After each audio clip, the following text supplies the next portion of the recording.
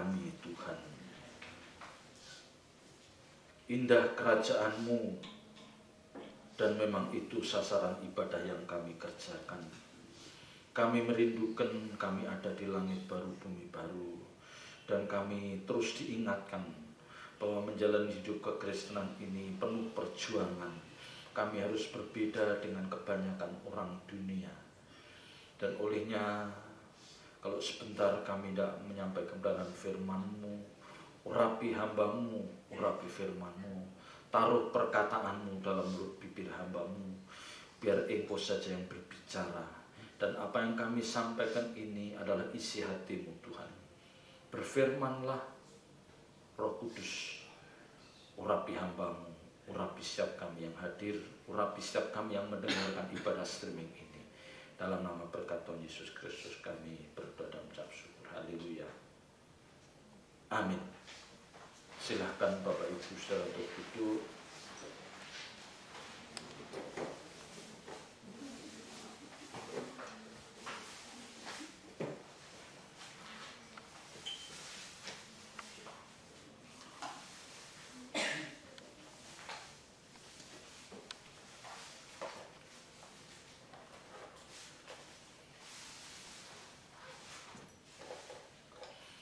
Bapak Ibu saudara yang dikasihi Tuhan,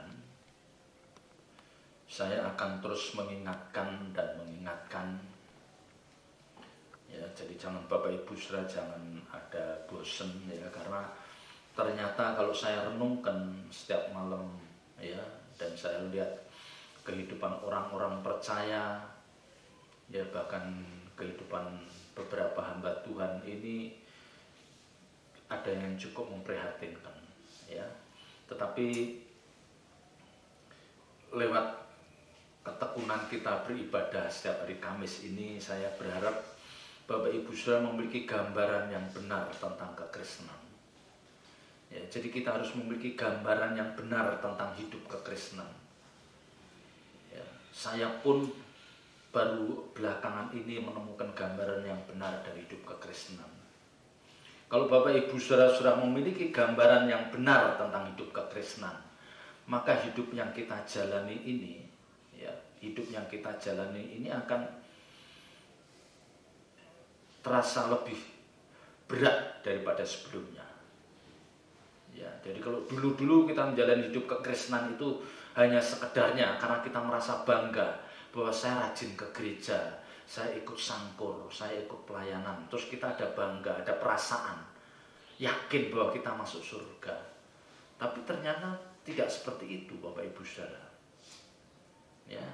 Ya, ini yang seringkali tidak disampaikan dengan benar. Saya tidak mengatakan salah, tetapi suaranya kurang kuat. Hanya sayup-sayup sehingga orang percaya itu seolah-olah tidak merasa seperti dicambuk. Kalau disampaikan dengan suara yang lantang, suara keras, kita kayak dicambuk. Ada seperti yang mengingatkan, kamu itu masih salah hidup kekristenanmu. Kamu itu masih salah. Dan ini juga berlaku dalam hidup saya, Bapak Ibu saudara. Ya. Kita semua ini sesungguhnya orang-orang yang melayani Tuhan. Ya, jadi Bapak Ibu saudara dan saya ini adalah orang-orang yang melayani Tuhan. Siapapun kita ya.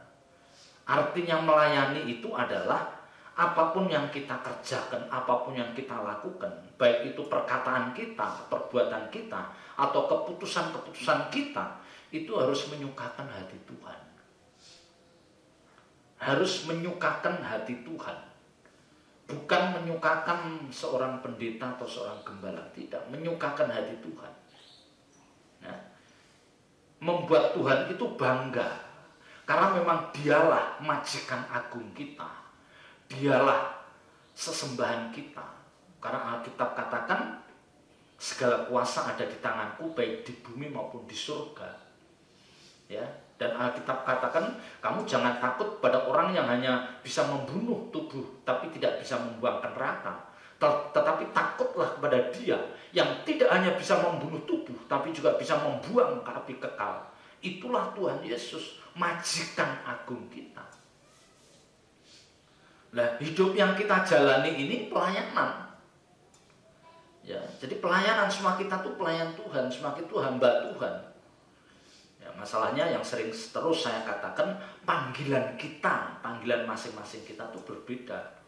Ada yang sebagai ibu rumah tangga, ya, ada sebagai oma yang harus mendampingin cucu-cucunya, ya, ada yang harus seorang pemuda yang harus kerja keras. Apapun yang kita lakukan itu, mari kita lakukan biar itu menyukakan hati Tuhan. Karena hanya dialah yang pantas kita hormati, yang pantas kita agungkan. Ya. Jadi kalau kita memahami hal ini, bahwa hidup kita itu adalah hidup untuk mengabdi bagi Tuhan. Kita itu sebagai pelayan Tuhan, kita itu sebagai jongos, hamba.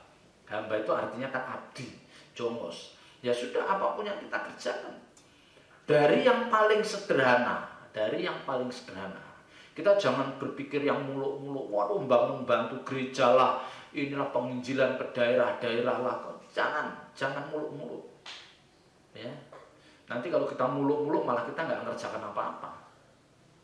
Ya, dari tutur kata kita yang memberkati, ya, konseling-konseling yang kita berikan pada anak-anak kita, cucu menantu kita, harus mengarahkan mereka untuk menjadi anak-anak yang takut akan Tuhan. Jangan anak kita menjadi anak-anak yang fasik, tahu fasik. Orang yang tidak menghormati ibadah, yang tidak menghormati hadirat Tuhan, fasik. Ya, jadi menganggap Tuhan itu tidak ada dan tidak perlu ada. Jadi hidup kita itu hidup sebagai pelayan, yang kita berpikir apapun yang kita lakukan, baik itu makan, minum, atau melakukan apa saja, biarlah itu untuk kemuliaan Tuhan. Dan kalau Bapak Ibu Saudara dan saya bisa melakukan ini satu kehormatan. Ini satu kehormatan. Jadi kalau Bapak Ibu memiliki kesadaran, saya ini sebagai pelayan, kita memiliki kesadaran, saya akan menjaga mulut saya dalam bertutur kata. Saya akan menjaga langkah kaki saya untuk tidak asal melangkah. Kemana kaki melangkah, ke sana kita akan berada. Jangan. Kita melangkah kemana kita melangkahkan kaki? Ya, kemana kita melangkahkan kaki? Kemana kita membawa hidup kita itu mau kemana? Itu tanya Tuhan. Itu tanya Tuhan. Apakah kalau saya kesini itu menyenangkan hati Tuhan? Nah, itu yang harus kita persoalkan. Itu yang harus kita persoalkan. Karena kalau kita salah melangkah, kita salah memilih pergaulan, udah selesai di situ. Udah selesai di situ. Kita salah melangkah, kita salah memilih pergaulan, kita salah memilih komunitas, udah, itu pasti selesai. Ya, karena kalau orang percaya yang benar, Tuhan akan tuntun juga boleh melangkah ke sana. Pergaulan kita benar pun belum tentu kita benar. Buktinya hamba-hamba Tuhan, fellowship hamba-hamba Tuhan, mereka kumpulannya para pendeta, belum tentu hatinya benar. Kita yang hidup di ladang pelayanan, semua pelayan, belum tentu hatinya benar. Masih ada yang bengkok. Apalagi kita keluar dari komunitas itu, tidak mungkin benar. Ini yang saya renungkan, iya ya.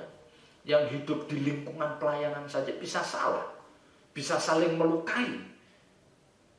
Bisa saling merugikan. Bisa saling menjahati satu yang lain lewat omongan. Bagaimana dengan orang yang hidup di lingkungan yang salah? Maka saya katakan tidak mungkin, you benar. Orang yang hidup di pelayanan saja bisa salah kok. Ya. Jadi mari kita belajar dari seorang rasul yang besar, Rasul Paulus ini, bagaimana dia menjalani hidup ini dalam pelayanan. Ya. Kalau kita lihat di dalam 2 Korintus pasal yang ke-6. Ya. Ibu Ori, 2 Korintus pasal 6. Coba dibaca dengan keras ayat pertama dulu. 2 Korintus 6 pertama. Yang keras. Paulus dalam pelayanannya. Ya, Paulus dalam pelayanannya. Sebagai teman-teman sekerja, kami menasihatkan kamu supaya kamu jangan membuat menjadi sia-sia kasih karunia Allah yang telah kamu terima. Nah, ada 2 kata yang penting yang mau saya katakan. Yang satu, yang pertama, sebagai teman sekerja, teman-teman sekerja. Jadi Bapak Ibu Saudara dan saya itu harus memposisikan diri sebagai teman sekerja. Ini memang surat ini ditujukan Paulus kepada jemaat di Korintus. Ya, ini surat Rasul Paulus yang ditujukan ke jemaat Korintus. Tetapi surat ini juga bisa dikenakan di dalam hidup kita, bahwa kita itu teman sekerja. Ya, teman sekerja. Artinya apa? Artinya apa? Kita menjalani hidup ini yang tadi saya katakan menyukakan hati Tuhan. Itu sudah menunjukkan kalau kita itu teman sekerja. Ya, kalau 1 Korintus 3, 1 Korintus pasal 3 ayat 9 itu jelas dikatakan kamu teman sekerja. Coba Ibu Ori dibaca 1 Korintus 3 ayat 9. 1 Korintus 3:9. Karena kami adalah kawan sekerja Allah. Nah, kami kawan sekerja Allah. Kamu adalah ladang Allah. Kamu adalah ladang Allah. Bangunan Allah. Bangunan Allah. Ya, jadi kawan sekerja Allah. Karena kalau kita ini bukan, ya, kalau kita tidak memposisikan bahwa kita itu bukan kawan sekerja Paulus, ya, untuk menggenapi rencana besar Allah Bapa, kalau ini kita bukan kawan sekerja, bukan kawan sekerja untuk Allah, maka kita pasti kawan sekerja iblis. Hanya ada dua, karena kegiatan kita itu hanya dua. Satu, kegiatan yang menyukakan hati Tuhan, yang kita memposisikan sebagai kawan sekerja Allah, yang ikut ambil bagian dalam menyelamatkan banyak jiwa. Ya, hanya dua. Kalau kita tidak sekawan, kalau kita bukan kawan kerja Allah, ya kita kawan kerja iblis. Udah itu aja. Dan itu kenyataannya yang sering kita lihat. Itu kenyataannya yang sering kita lihat. Ada orang-orang percaya yang dia menjalani hidup tidak seperti yang dikehendaki Tuhan.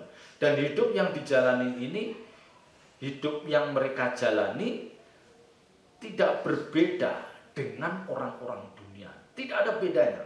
Bahkan mungkin bisa lebih buruk. Ya, orang-orang yang tidak mengenal kebenaran itu hidupnya kan menurut kita menyimpang. Ya. Tapi kadang-kadang orang percaya justru lebih buruk dari mereka.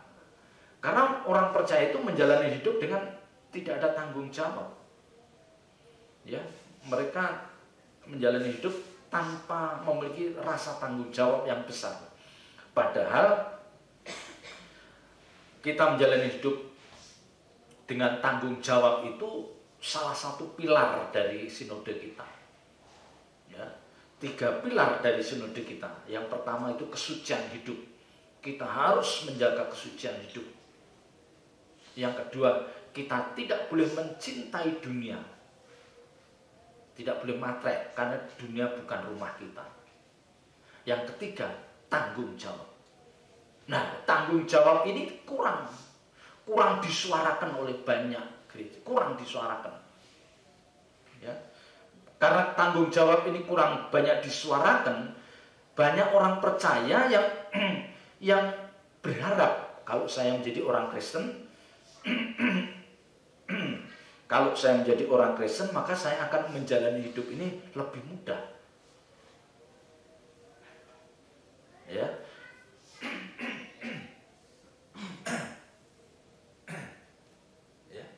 Jadi karena dia tidak memiliki pemahaman yang benar, jadi kalau dia menjadi Kristen itu dia merasa, nanti menjalani hidup lebih mudah. Lebih mudah dibanding orang lain. Enggak seperti itu Bapak Ibu Saudara. Ya, menjalani hidup lebih mudah dibanding orang lain, itu salah besar. Itu salah besar. Itu salah besar. Coba kalau kita lihat di dalam Injil Matius pasal 5. Coba kita lihat di dalam Injil Matius pasal 5 ayat yang ke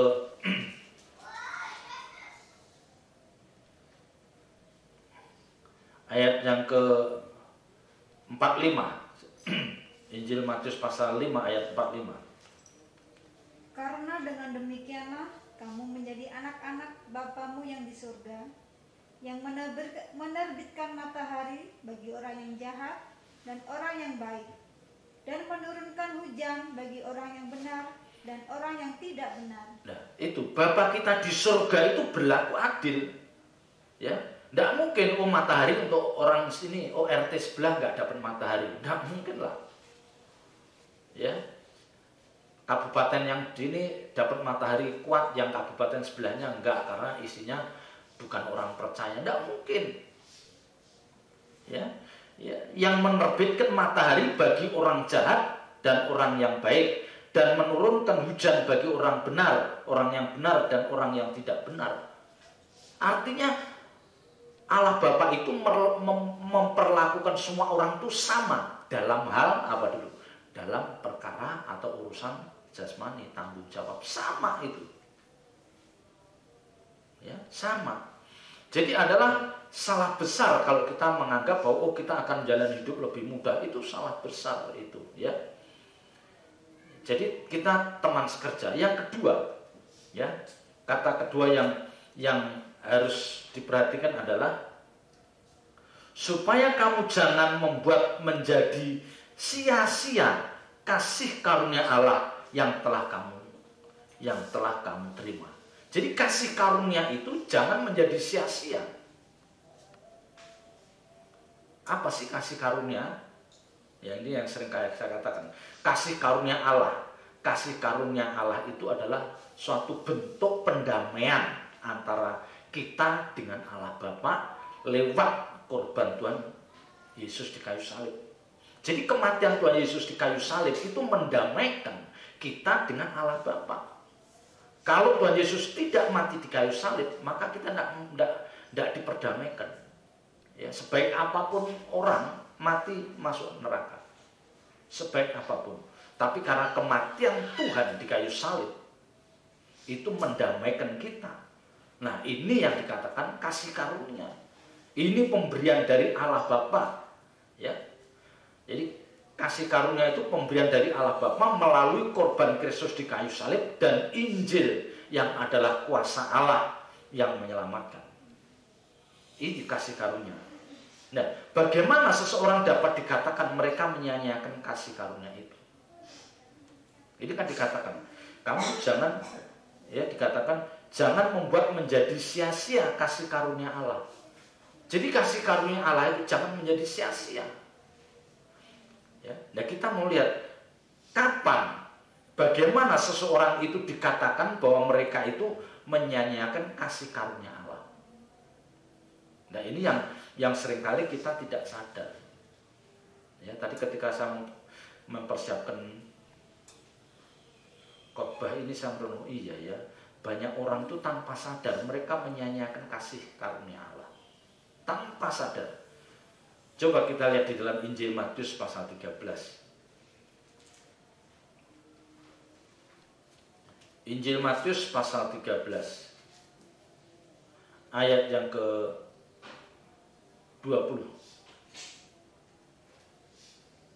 Benih yang ditaburkan di tanah yang berbatu-batu ialah orang yang mendengar firman itu dan segera menerimanya dengan gembira. Terus 21. Tetapi ia tidak berakar dan tahan sebentar saja. Apabila datang penindasan atau penganiayaan karena firman itu, orang itu pun segera murtad. Nah, ini orang-orang yang menyia-nyiakan kasih karunia. Jadi dia rajin ke gereja, dia ikut pelayanan, dia ikut semuanya. Tapi ketika firman itu disampaikan, tidur, ngantuklah. Ya, ngantuklah, nggak gairah lah. Ini salah, karena pintu masuk untuk merubah karakter kita itu firman. Pintu masuk untuk merubah karakter orang percaya itu firman. Kalau firman saja dia udah meremehkan, loh, dia mau dirubah lewat apa? Dia mau dirubah lewat apa? Ya, jadi kalau orang meremehkan ibadah, terus dia kata, oh dia tapi nggak pernah ibadah tapi baik. Ya, baiknya baik kelas-kelas, bukan kelas orang percaya yang dikehendaki Tuhan. Bisa baik, bisa, tapi kelasnya bukan seperti yang dikehendaki Tuhan. Karena kelas yang dikehendaki Tuhan itu bukan hanya baik secara moral umum, sampai dia mengerti kehendak Bapa, mengerti kehendak Tuhan dan melakukan. Nah, itu Kita mengerti kehendak Tuhan dan melakukan. Lah, untuk mengerti kehendak Tuhan ini ya dari ibadah ini, mendengar firman, akhirnya mengerti. Roh Kudus memberikan pengertian. Nah, orang ini yang dikatakan dalam Injil Matius pasal 13 ayat 20 dan 21, mereka bukan tidak ibadah. Tapi ayat ini mengatakan, ya, benih atau firman ditaburkan di tanah yang berbatu-batu. Jadi firman itu, benih itu seperti ditabur tanah berbatu. Ya, ialah orang yang mendengar firman itu dan segera menerimanya dengan gembira. Wah, dia terima firman dengan gembira, senang. Wah, kita istilahnya, kita diselamatkan oleh kasih karunia. Jadi seolah-olah kita nggak perlu berjuang. Tuhan adalah penolongku. Jangan takut. Ya, kalau Allah ada di pihak kita, siapakah lawan kita? Itu kan ayat-ayat yang membuat kita senang, tapi kita nggak ngerti konteksnya. Ya, kita nggak ngerti konteksnya. Nah, ini yang senang. Kadang-kadang orang pergi ibadah senang, wah, dikuatkan loh. Kok tiap hari dikuatkan? Nggak pernah ditegur. Ya, jadi yang gembira, tetapi ia tidak berakar dan tahan sebentar saja, tidak berakar. Ya, apabila datang penindasan atau penganiayaan karena firman itu, orang itu pun segera murtad, balik kehidupan lama. Ya, jadi karena firman itu menuntut untuk dilakukan, karena firman itu tidak mengakar, tidak menyatu dalam jiwanya. Dia hanya gembira, tapi enggak mengakar, enggak menyatu dalam jiwa. Sehingga kalau firman itu tidak menyatu dalam jiwa, enggak mungkin dia bisa mengenakan dalam hidupnya. Ya, kita bisa mengenakan firman itu dalam hidup kita. Kita dengar firman, kita praktekkan dalam hidup kita. Kalau firman itu mengakar, kalau firman itu menyatu dengan jiwa kita, kita menyatu. Nah, baru kita bisa mempraktekkan dalam hidup kita. Itu mengakar. Lah, orang ini enggak mengakar. Jadi ketika kesulitan timbul, dia murtad. Ya. Ini yang saya katakan, dia menyanyiakan kasih karunia. Dia menyia-nyiakan kasih karunia itu. Ya, jadi Bapak Ibu Saudara, kalau dengar firman direnungkan, ya, Alkitab katakan renungkan firman itu siang dan malam, direnungkan. Dan akhirnya kita berkomitmen untuk mengenakan firman itu dalam hidup kita. Yang sering saya sampaikan, yang gampang, mengampuni. Bagaimana kita bisa mengampuni orang lain? Bagaimana kita bisa berbuat baik untuk orang lain? Itu kan gampang. Ya, berbuat baik, tidak melukai, perkataan kita nggak melukai. Itu dilatih terus. Itu penting. Nah, orang ini enggak. Dia bertahun-tahun tapi belum bisa mengampuni, masih jahat lah, mulutnya masih mudah melukai orang lain lah, masih pelit lah, masih apalah. Begitu. Ya sudah. Ya. Jadi kasih karunia itu, maka saya mengatakan, dengan kita menerima kasih karunia ini, justru hidup kita semakin berat. Ya, jangan karena kasih karunia terus kita enak. Salah. Justru karena kita menerima kasih karunia itu, hidup kita makin berat. Karena apa? Kita harus meresponi itu dengan benar. Korban Kristus di kayu salib itu kasih karunia, tapi bagaimana respon kita, itu yang akan menentukan nasib kekal kita.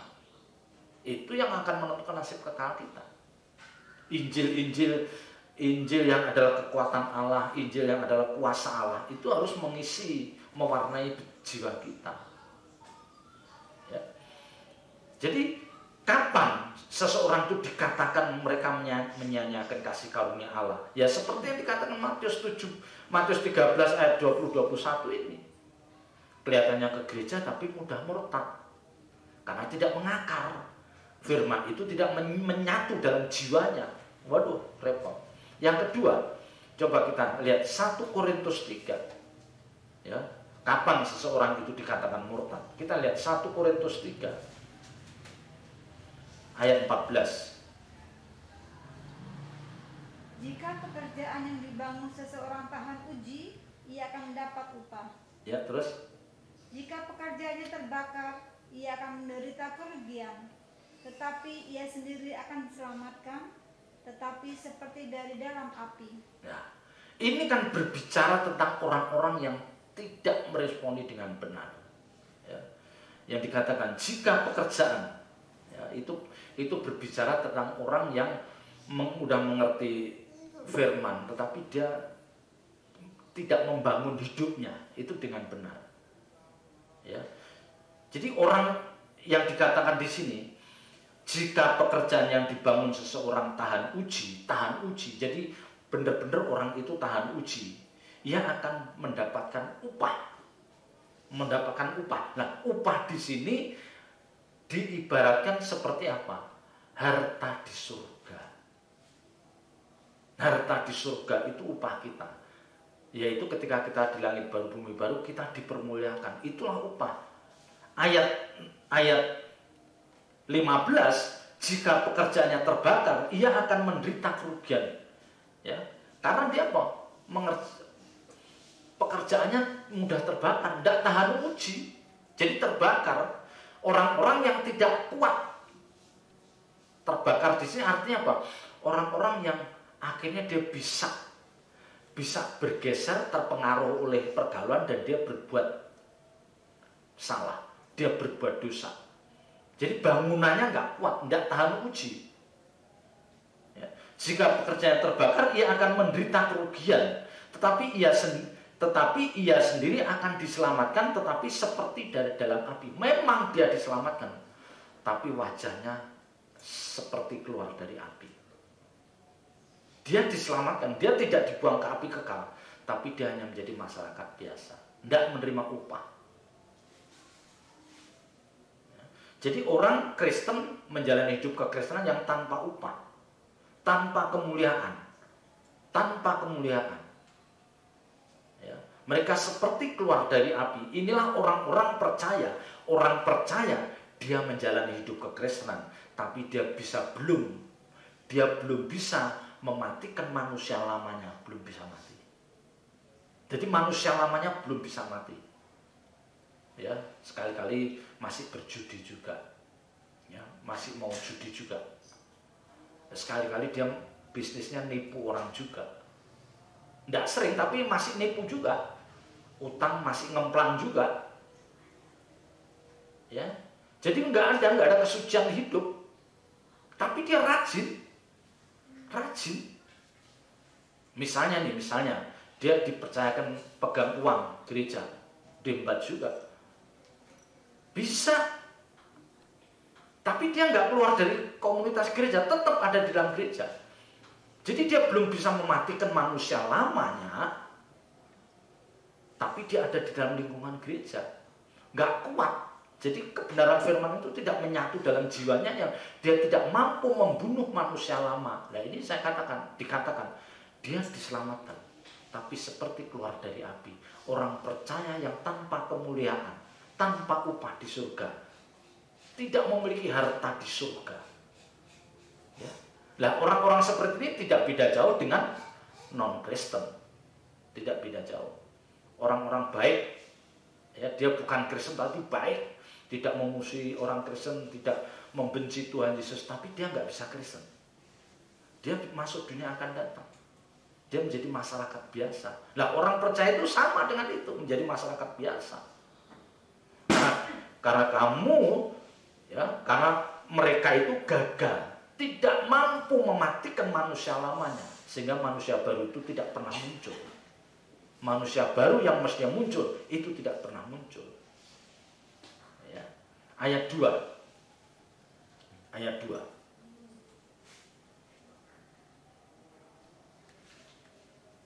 Susulah yang kuberikan kepadamu, bukanlah makanan keras. Ya. Bukan, maksud saya dari 2 Korintus tadi. Dari 2 Korintus pasal 6 ayat 2. Sebab Allah berfirman, pada waktu aku berkenan, aku akan mendengarkan engkau, dan pada hari aku menyelamatkan, aku akan menolong engkau. Ya. Sesungguhnya waktu ini adalah waktu perkenanan itu. Sesungguhnya hari ini adalah hari penyelamatan itu.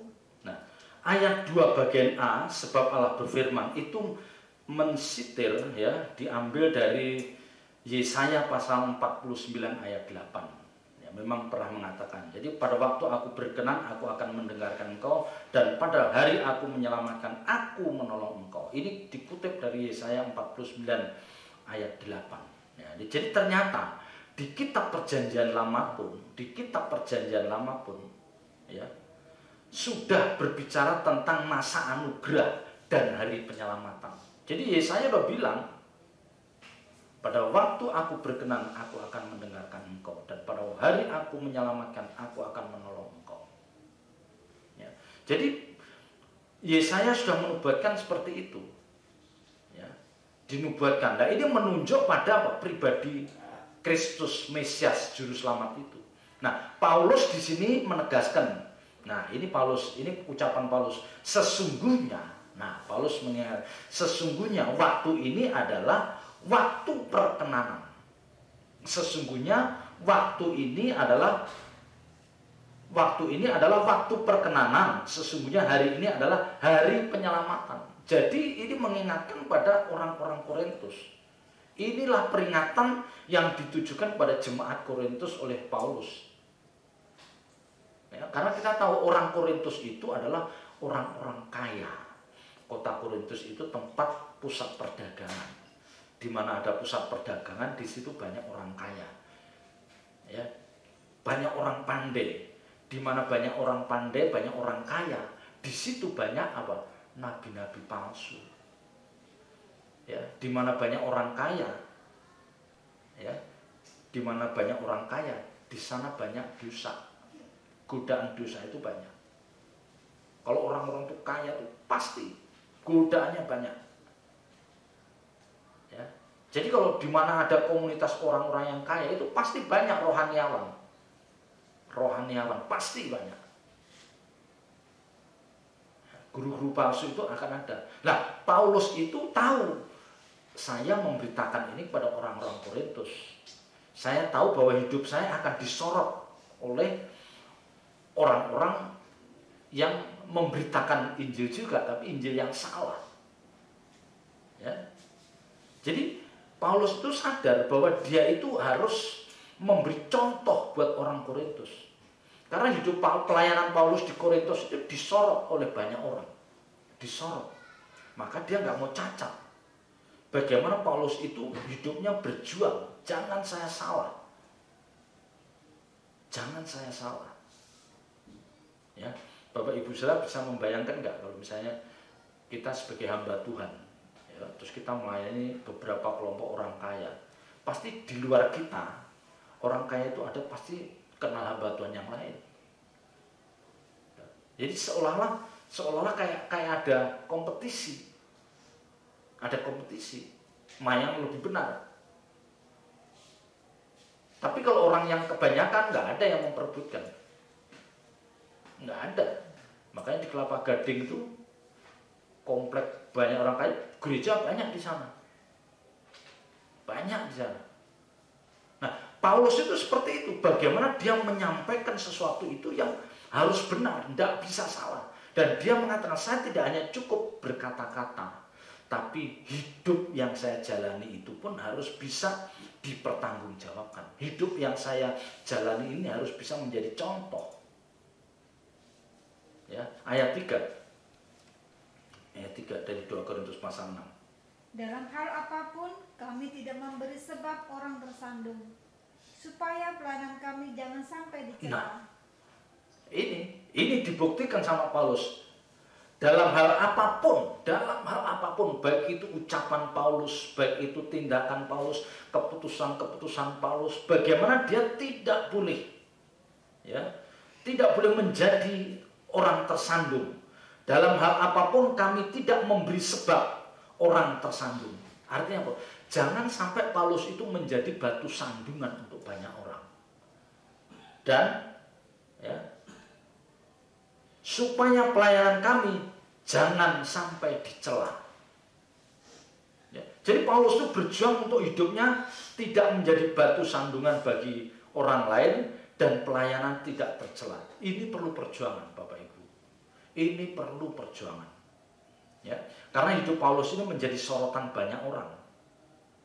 Menjadi sorotan banyak orang.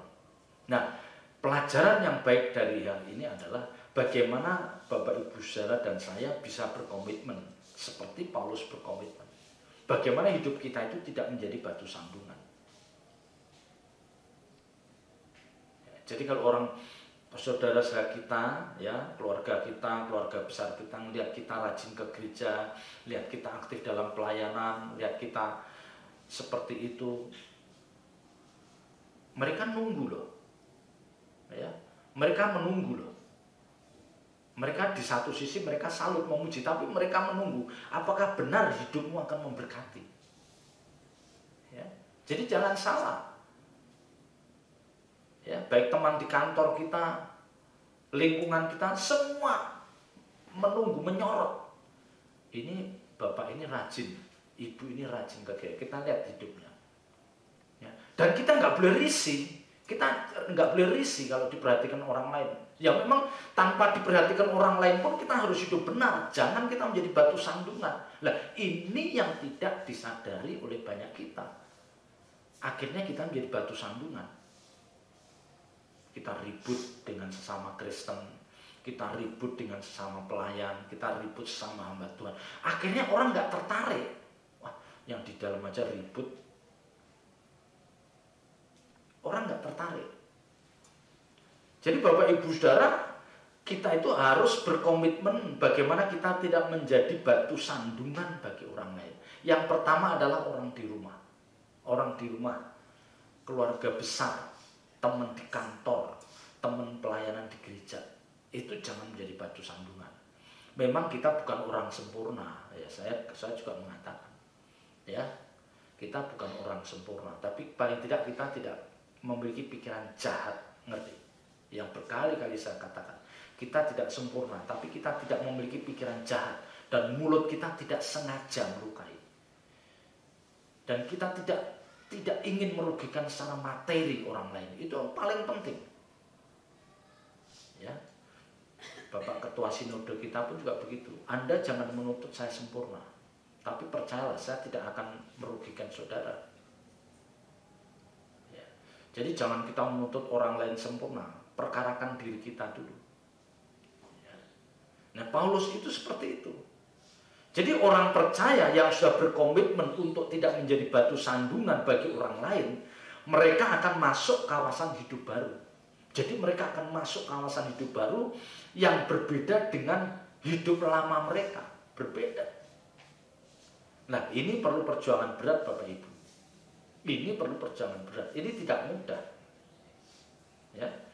Ini tidak mudah, karena mematikan manusia lama kita itu nggak mudah. Tidak mudah.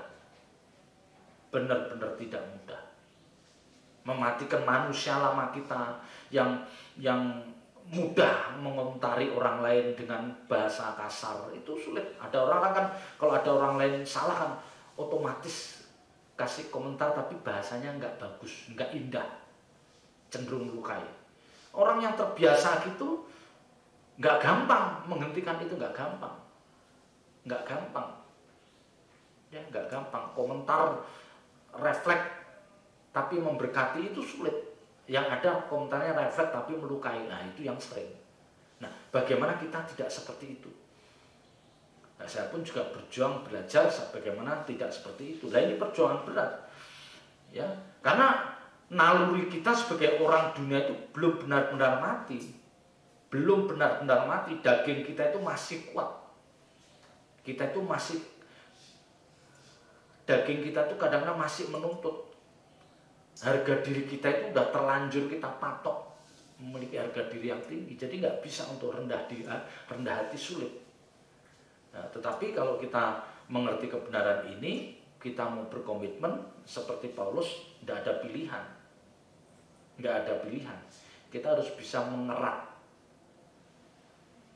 Ya, ini yang saya katakan perlu perjuangan berat. Ya. Ini yang Paulus katakan dalam hal apapun kami tidak memberi sebab orang tersandung. Ini enggak gampang Bapak Ibu Saudara. Ini tidak gampang. Tidak gampang. Ya, jadi orang melihat kita itu kesannya baik. Ingat, oh kalau ingat Bapak ini, oh dia orang yang mudah menolong. Kalau lihat ibu ini, oh ibu ini lemah lembut. Kalau menyampaikan sesuatu membuat teduh. Ini harus bagaimana kita memberi kesan seperti itu. Yang saya katakan ini tidak mudah. Ya, coba dibaca ayat 4. Sebaliknya, dalam segala hal kami menunjukkan bahwa kami adalah pelayan Allah, yaitu dengan menahan dengan penuh kesabaran dalam penderitaan, 5. kesesakan dan kesukaran. 5 sampai 10. Menanggung dera, dalam penjara dan kerusuhan, dalam berjerih payah, dalam berjaga-jaga dan berpuasa, dalam kemurnian hati, pengetahuan, kesabaran, dan kemurahan hati, dalam Roh Kudus dan kasih yang tidak munafik. Ya, cukup dulu. Nah, ayat 4 sampai 10 itu kalau Bapak Ibu renungkan, itulah penyangkalan diri yang harus dia lakukan. Ya, Paulus menyadari bahwa sebagai pelayan Allah, dia harus mampu menunjukkan penyangkalan diri dalam hidupnya. Ini yang berkali-kali terus saya suarakan. Saya sendiri juga berjuang bagaimana menyangkal diri. Menyangkal diri itu melakukan yang Tuhan suruh harus kita lakukan, tapi kita sendiri sebenarnya nggak pengen melakukan. Ya.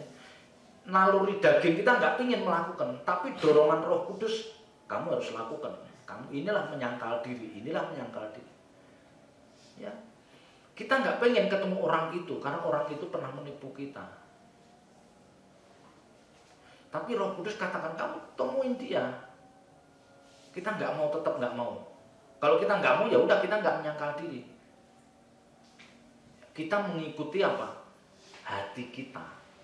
Padahal Roh Kudus ngomong temuin dia. Nah ini yang saya katakan menyangkal diri.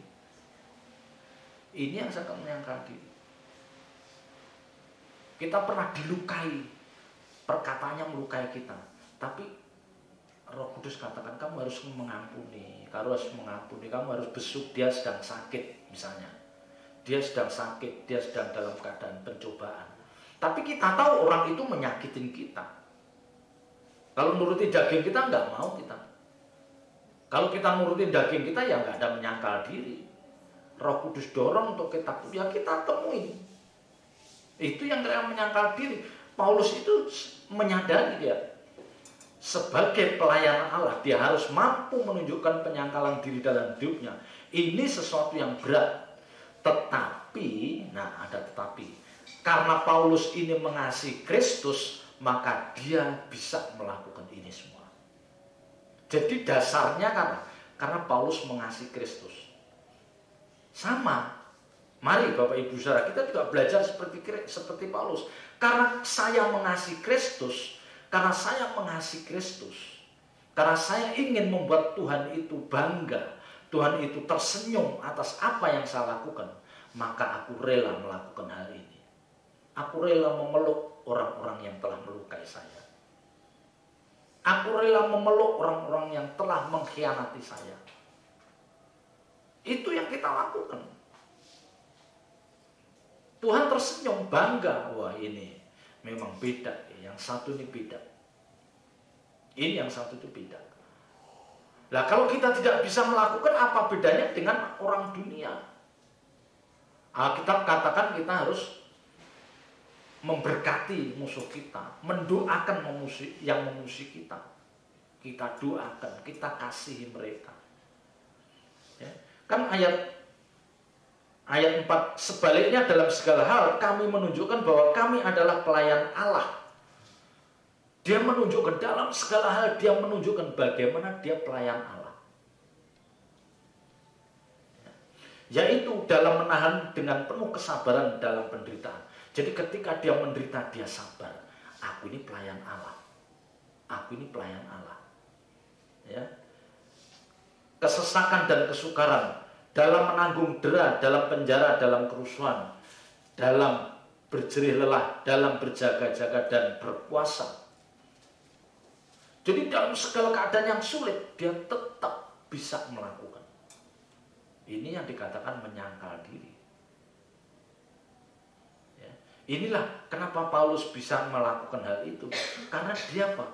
Dia bisa melakukan hal itu semua karena dia mengasihi Kristus. Dia tidak mau mengganggu, dia tidak mau melukai perasaan Tuhan. Karena apa? Paulus sadar kalau aku tidak mau melakukan ini, sama dengan aku melukai hati Tuhan. Kalau aku tidak mau mengampuni, aku melukai hati Tuhan. Nah, bagaimana perasaan yang sama ini ada dalam diri Bapak, Ibu, Saudara, dan saya? Perasaan yang sama ini ada dalam diri kita. Ya. Jadi kita mempunyai spirit seperti spirit yang dimiliki Paulus. Karena kita juga mengasihi Tuhan. Sekalipun mereka mungkin memperlakukan kita tidak pantas, kita tetap memperlakukan mereka dengan baik. Landasannya karena aku mengasihi Tuhan. Ya. Jadi landasan kita bertindak, landasan kita mengambil keputusan, haruslah karena kita mengasihi Tuhan Yesus. Dan kita tidak ingin melukai hati Tuhan. Itu landasannya. Itu landasannya. Jadi akhirnya Bapak Ibu, akhirnya nanti kita mengampuni orang itu nggak sulit. Nggak sulit mengampuni orang itu nggak sulit. Melupakan kesalahan orang itu nggak sulit. Nggak sulit. Nggak sulit. Karena memang landasan kita berbuat itu kita mengasihi Tuhan. Dan kita tidak melukai hatinya. Itu landasannya. Kalau landasannya itu, kita rela mengampuni orang, melupakan kesalahannya, kita berkorban untuk mereka, membantu mereka, itu gampang. Karena landasannya kita mengasihi Tuhan.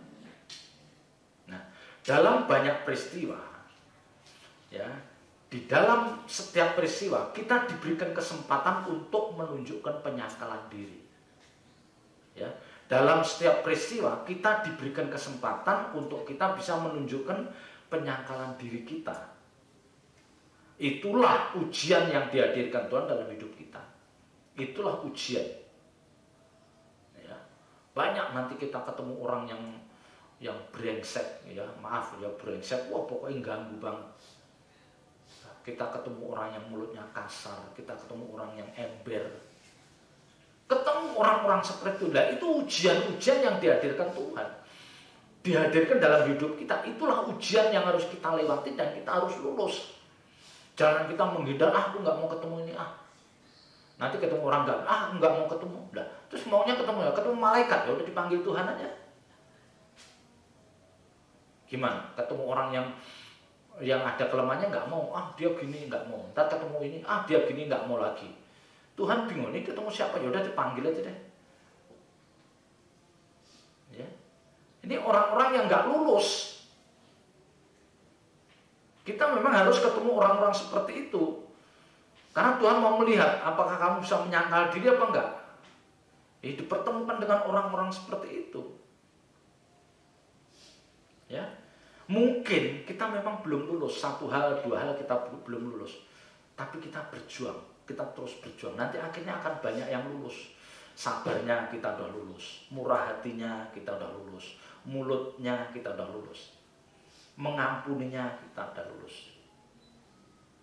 Ya, mungkin kita ada yang nggak lulus, yang murah hatinya belum, kita masih egois, belum lulus nih.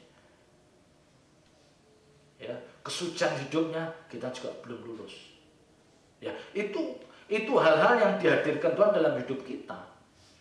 Dan memang Bapak Ibu Saudara, saya tidak menyangkal berat orang seperti ini. Maka saya katakan di depan, kalau kita memahami panggilan kita sebagai orang percaya, itu berat, sangat berat. Ya, sangat berat. Bayangkan kita mendoakan orang yang memusuhi kita. Kita memberkati mereka yang membenci kita.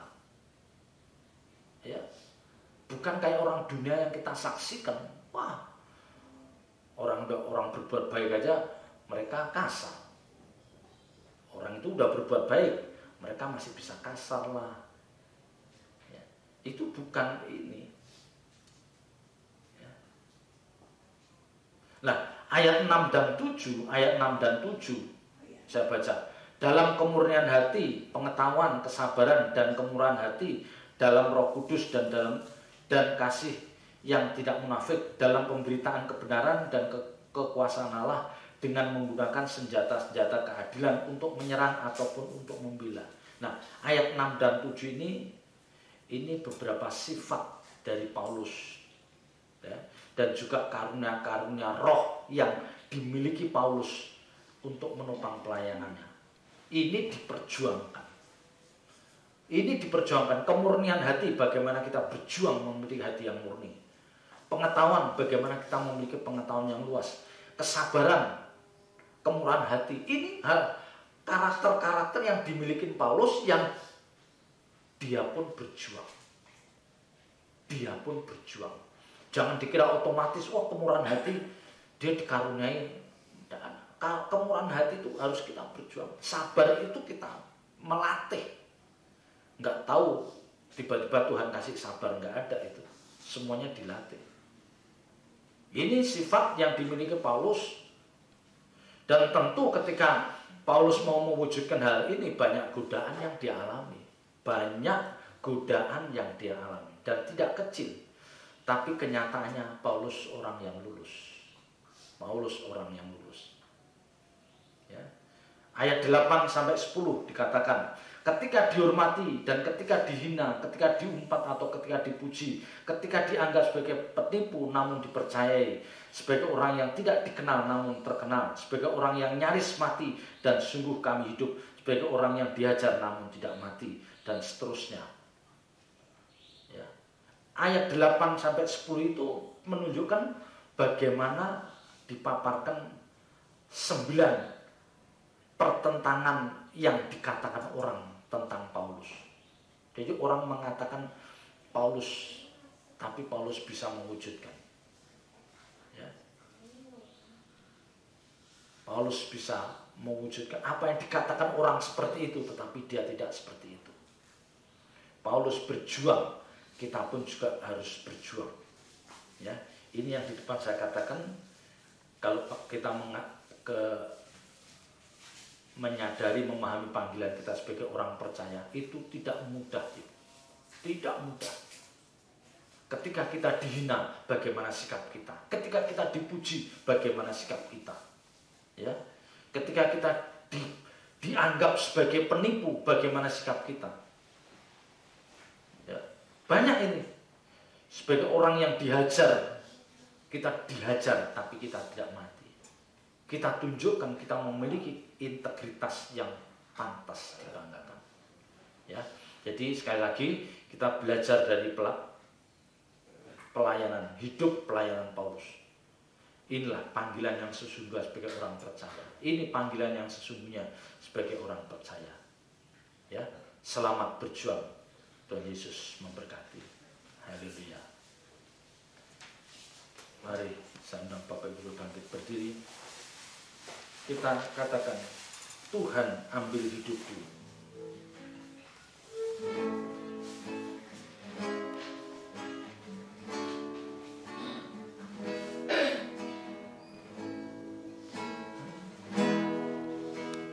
Tuhan ambil hidupku untuk melayani Engkau, seperti Engkau lebih dulu melayaniku. Tuhan, kasih-Mu limpah tak terbalas olehku.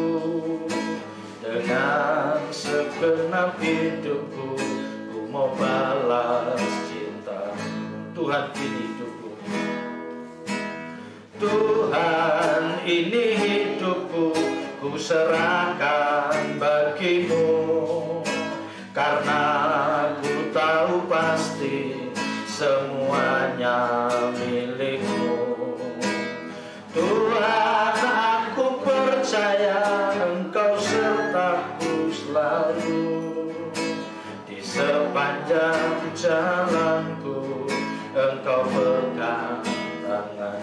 Katakan, Tuhan ambil. Tuhan ambil hidupku untuk melayani Engkau, seperti Engkau lebih dulu melayaniku.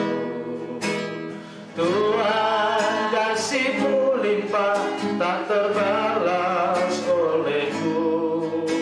Dengan segenap hidupku ku mau balas cinta-Mu.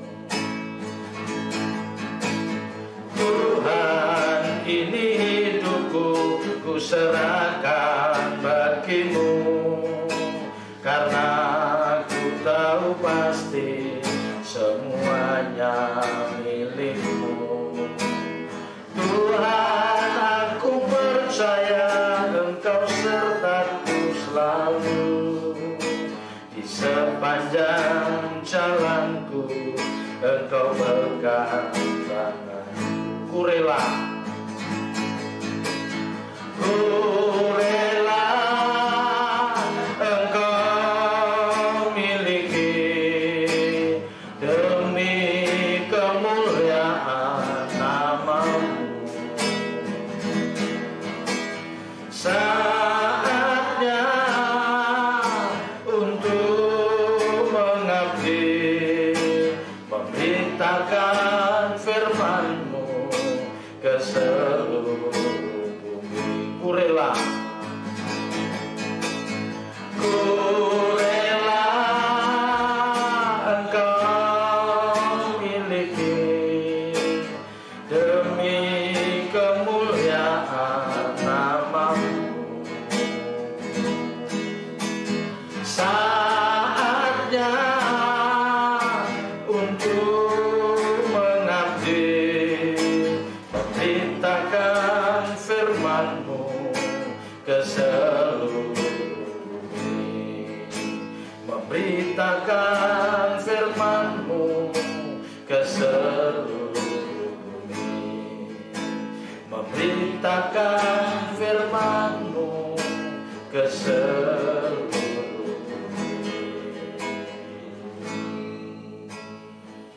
Bapa di surga, kami bersyukur Engkau berbicara kepada setiap kami dan mengingatkan panggilan kami sebagai orang percaya. Sungguh Tuhan tidak ringan. Kami harus berjuang bagaimana kami hidup tidak menjadi batu sandungan bagi banyak orang. Kami harus mampu menunjukkan penyangkalan diri dalam hidup ini. Kami harus mampu mematikan manusia lama kita dan terus menghidupkan manusia baru. Oh Tuhan, ini perlu perjuangan. Mampukan kami. Roh Kudus tolong setiap kami. Biar apapun yang kami lakukan ini semua untuk kemuliaan nama-Mu. Terima kasih Tuhan, terima kasih Engkau memberkati saudara-saudara kami yang mendengarkan, yang menikmati ibadah streaming ini. Memberkati rumah tangganya, memberkati pekerjaannya. Apapun yang mereka kerjakan menjadi berhasil. Damai sejahtera sukacita surgawi hadirkan dalam rumah tangga mereka. Pagari hidup kami semua tutup bungkus dengan kuasa darah-Mu. Jauhkan kami dari orang-orang jahat, yang orang-orang yang tidak bertanggung jawab. Jauhkan dari jangkauan virus corona. Biar kiranya damai sejahtera, sukacita surgawi hadir dalam hidup kami. Kami serahkan bangsa dan negara kami di dalam tangan kasih-Mu.